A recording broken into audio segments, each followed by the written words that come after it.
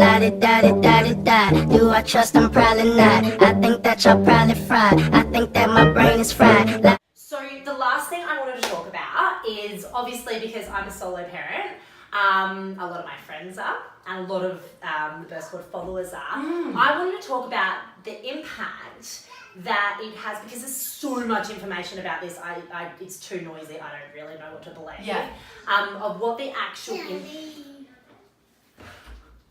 what the actual impact of a girl or a boy, like I'm not sure if it matters, but if it does, let me know, growing up without a father.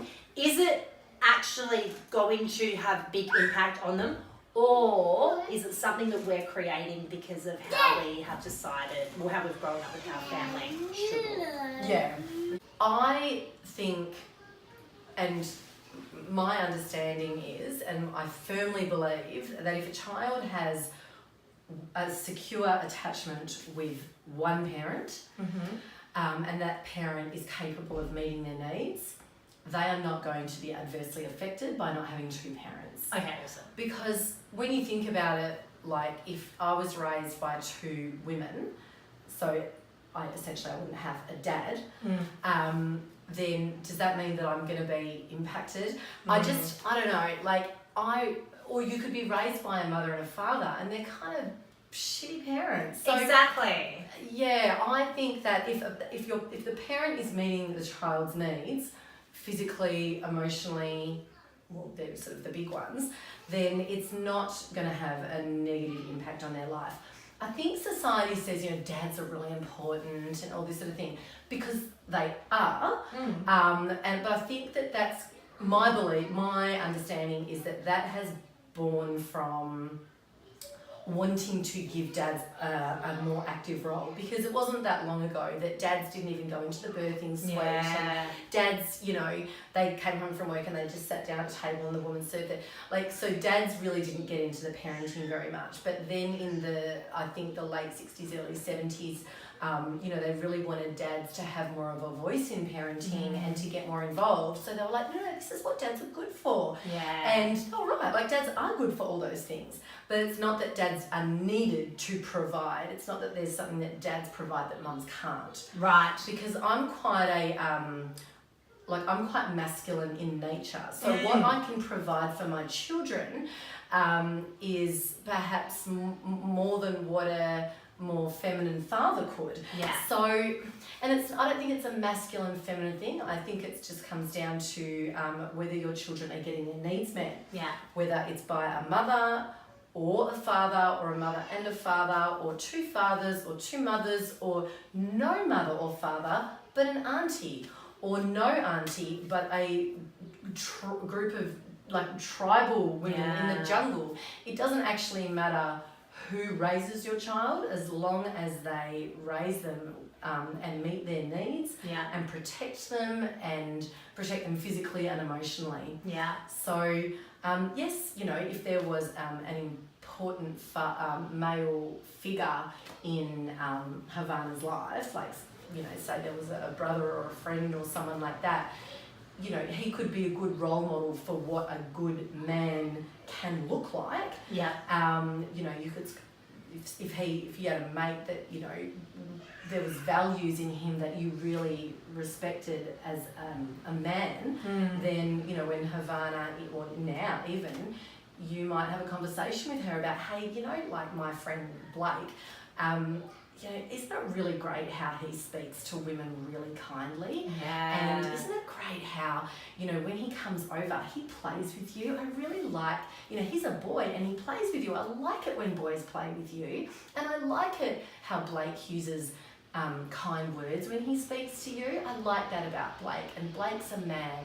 And that's really the message you're wanting to give her is, this is what I like about my friend Blake, and he's a man. Yeah. And this is what men can provide for you, is kindness and respect. Yeah. And that's what you want her.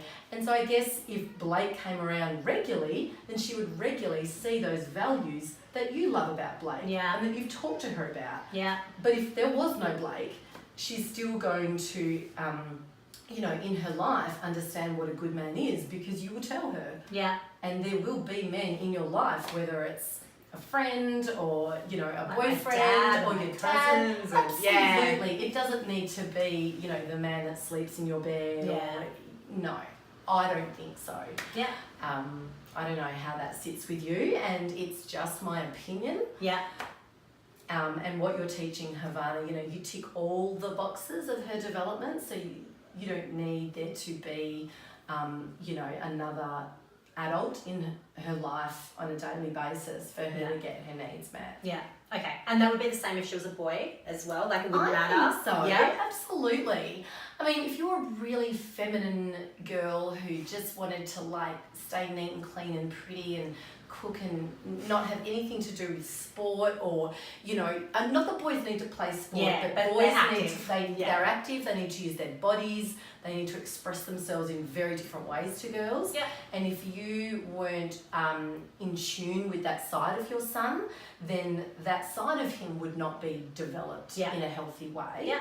It still wouldn't necessarily have any massive negative impact, but then he wouldn't develop those skills that he might have developed if there was, you know, if he had a different kind of parent. Yeah. So, but that would only be if you had like a really masculine dad anyway. If he had like a more feminine dad. Yeah, okay.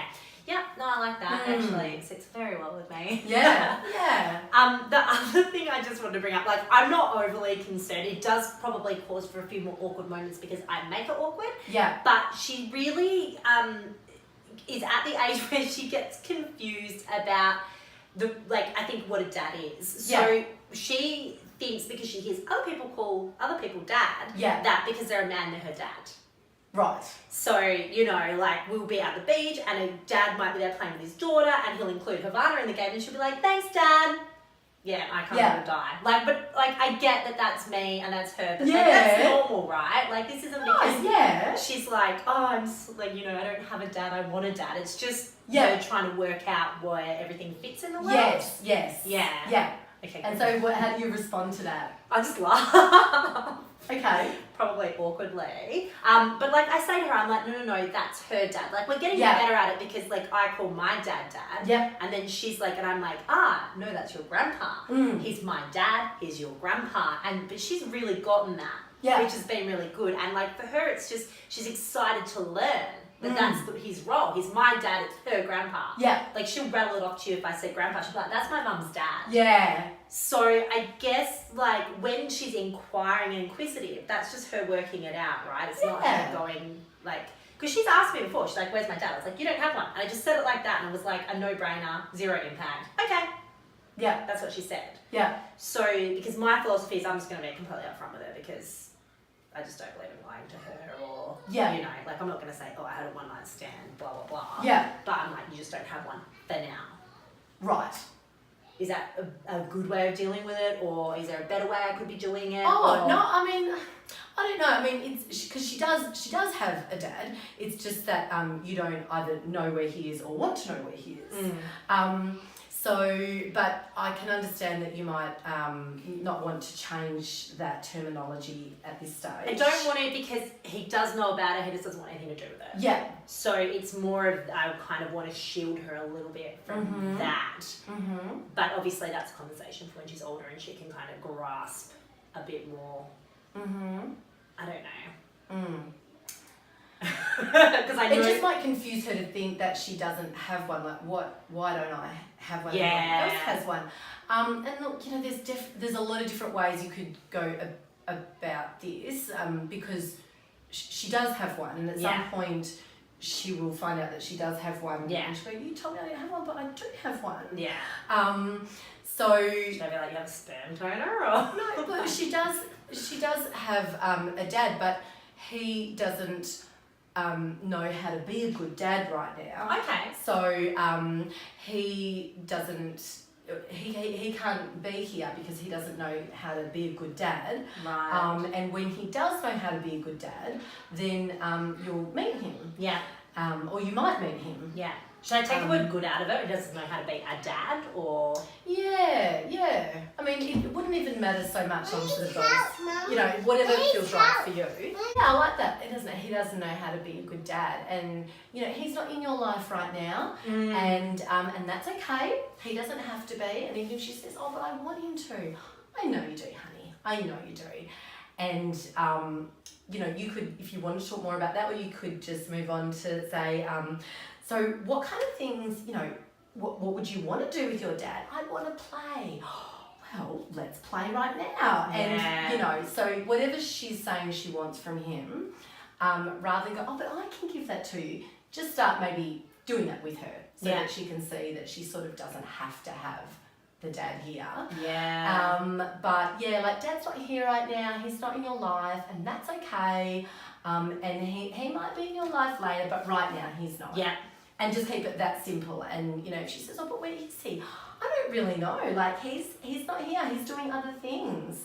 But doesn't he love me? But he doesn't know you. I reckon if he met you, he'd love you. Yeah, I like that because you're turning it around. You're not putting anything negative on him. Just keep it really neutral.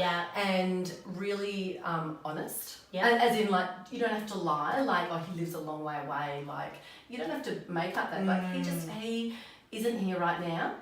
Doesn't he want to be? Oh, I don't know. Maybe he might want to be, but he's just not in your life. Why? He's just not done. We'll talk about it when you're older. Like you don't have to go into the, you know, until you're comfortable. That would just be what I would do, but there's no right or wrong about this, Amy, so it's completely up to you. So that's it for this one. Thank you so much. You're welcome. Next time we're going to cover toddler behaviour. Awesome. Like why they don't listen. Like we're going to go into all of that because I have got one of my kids has just pushed me so far to the brink in terms of toddler behaviour. Like I reckon I've had one of the most challenging kids. Who? Vivi? Like 3.5? Oh yeah. Yeah. Okay. So this is a topic that really is very close to my heart. Good. I can't wait. I can't wait. I had to go and get some like proper parent coaching to be able to manage her. Wow. And that was with all my knowledge and my years and years of practicing managing other people's like children's challenging behaviour, and you know my practice with my older 2 kids.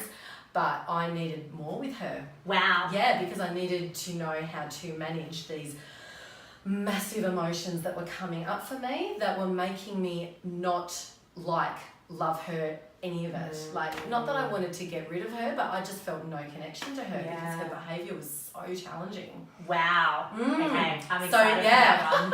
And I've learned stuff, so I'm really happy to talk about that. Yeah. Like, I feel really connected to her now. And her behaviour hasn't really changed. It's calmed down a bit, but it's still full on. Yeah. But my behaviour's changed. Awesome. Yeah. Right. I'm so pumped for that. Okay. Also, if you have any questions, send them through and then I can throw them at Angie. Yeah, cool. Yay. Thanks, Thank Amy. you. Okay.